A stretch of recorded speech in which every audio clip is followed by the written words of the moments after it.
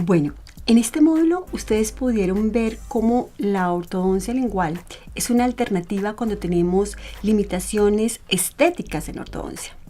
Pero como hemos visto una cantidad de conceptos biológicos, vamos a intentar saber cómo podría ser la biología otra alternativa a esas limitaciones estéticas y a todas las otras limitaciones biológicas, biomecánicas, fisiológicas que hemos visto en los otros módulos.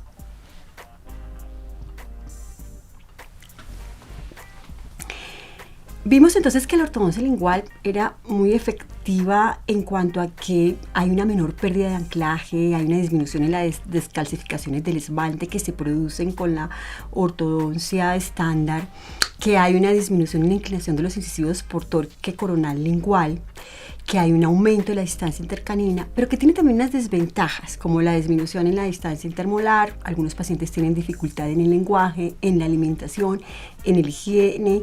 Otros le produce dolor el contacto de los brackets con la lengua. Entonces, tenemos que tratar de pensar en una alternativa diferente. Y cuando nosotros retomamos los conceptos que vimos en el primer módulo acerca de cómo Angle no solamente nos dejó la clasificación de maloclusión que nosotros seguimos usando y la hizo desde 1890, sino que además seguimos usando los mismos brackets que él nos proporcionó en 1928. Pensamos en qué ha avanzado la ortodoncia. La ortodoncia ha avanzado sobre todo en la parte de materiales dentales y en la parte de la mecánica. Y es así como Angle pues tenía que hacer pues las bandas y las bandas en oro y soldar el bracket, y los arcos eran pues también más elaborados, pero ahorita entonces al ortodoncista se le ha facilitado la técnica en cuanto a que los brackets entonces se cementan directamente, no tenemos que usar bandas, entonces eso los hace más estéticos, los podemos hacer un poquito más pequeños, tenemos incorporados el torque y la angulación a los brackets, entonces tenemos que hacer menos anzas, podemos usar arcos menos elaborados porque además ya vienen prefabricados. Entonces, pero además hay otras personas que dicen, bueno, cambiémosla, tratemos de cambiar la ortodoncia, y entonces se han propuesto para esto el láser, el movimiento acelerado combinado con la ortodoncia, que pretende es mediante cirugías y corticotomías acelerar ese movimiento de ortodoncia, y la vibración. Sin embargo, todos estos carecen como de evidencia científica, aunque la suficiente evidencia científica para demostrarnos que realmente esto puede cambiar la ortodoncia, aunque la vibración parece ser como la más prometedora. Entonces, ¿qué alternativa tenemos? Busquemos entonces una alternativa biológica. En el año 2014 se hizo un congreso ya denominado COAST. Pretendía mirar hacia dónde iba la investigación en ortodoncia, y una de las conclusiones que ellos sacaron, que aparece en uno de los artículos referenciados en esta bibliografía, es que realmente no nos hemos preocupado por el ser biológico que nos dijo Angle que éramos. No nos hemos preocupado por profundizar más en la biología. Y entonces la medicina sí ha cambiado. Y ha cambiado a partir del genoma humano que se creó en 1990.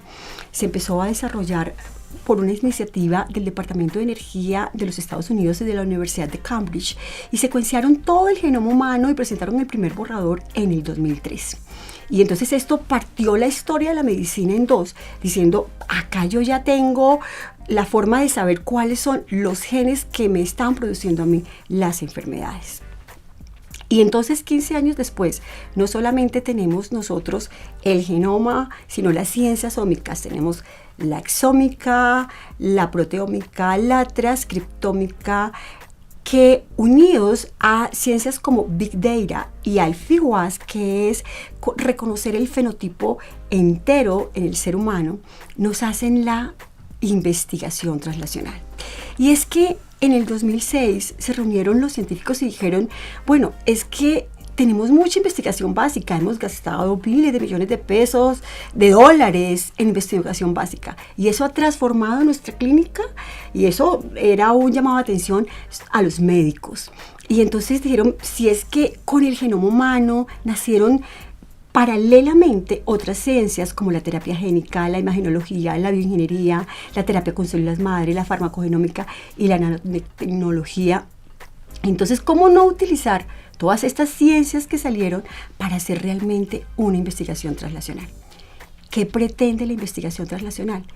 Eso precisamente, aplicar todo el conocimiento básico a responder esos interrogantes que nos surgen de la clínica. Y que entonces, ¿cómo lo hacemos? Nosotros tenemos esa información genética mediante las ciencias exómicas en combinación con el fenotipo, y nosotros así podemos entonces hacer una investigación translacional que permite unir la información del fenotipo de cada paciente, del genotipo, con su medio ambiente para crear una medicina de precisión o una medicina personalizada.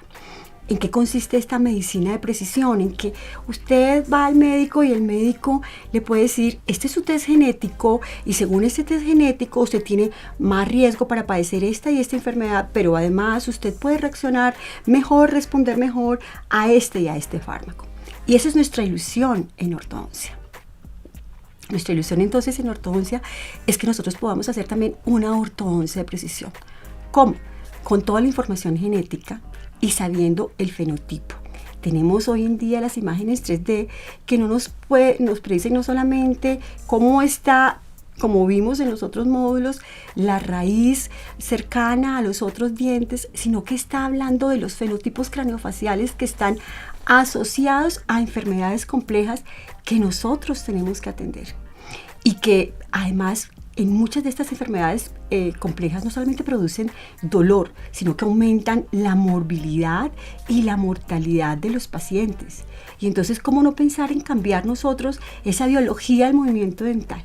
¿Cómo no pensar nosotros en que si ya sabemos que tenemos el OPG, el RAN, todas las mutaciones de las que hablamos, nosotros podemos hacer una ortodoncia diferente, una ortodoncia más biológica, una ortodoncia en donde nosotros podamos, por ejemplo, atender a los pacientes con apnea del sueño, en donde el papel del ortodoncista se ha vuelto fundamental, porque nosotros no solamente intervenimos en el diagnóstico, diciendo tiene unos espacios faringios disminuidos, puede crear apnea del sueño, sino en el tratamiento, porque el tratamiento para la apnea del sueño leve y moderada, incluso para los severas que no se adhieren al CPAP, es precisamente los dispositivos de avance mandibular. Y cómo no poder nosotros tener esa información genética, usar esa información genética que tenemos para poder decir, oiga, vamos a intervenir realmente en el crecimiento craneofacial, vamos realmente a inhibir el crecimiento de este niño, el crecimiento mandibular de este niño, y le vamos a evitar una cirugía después de que termine su crecimiento. Vamos a producir un crecimiento maxilar. Vamos a evitar esa cirugía de este paciente que no le creció la mandíbula. Vamos a corregir clases 2, clases 3 y maloclusiones asociadas a síndromes craneofaciales utilizando la biología.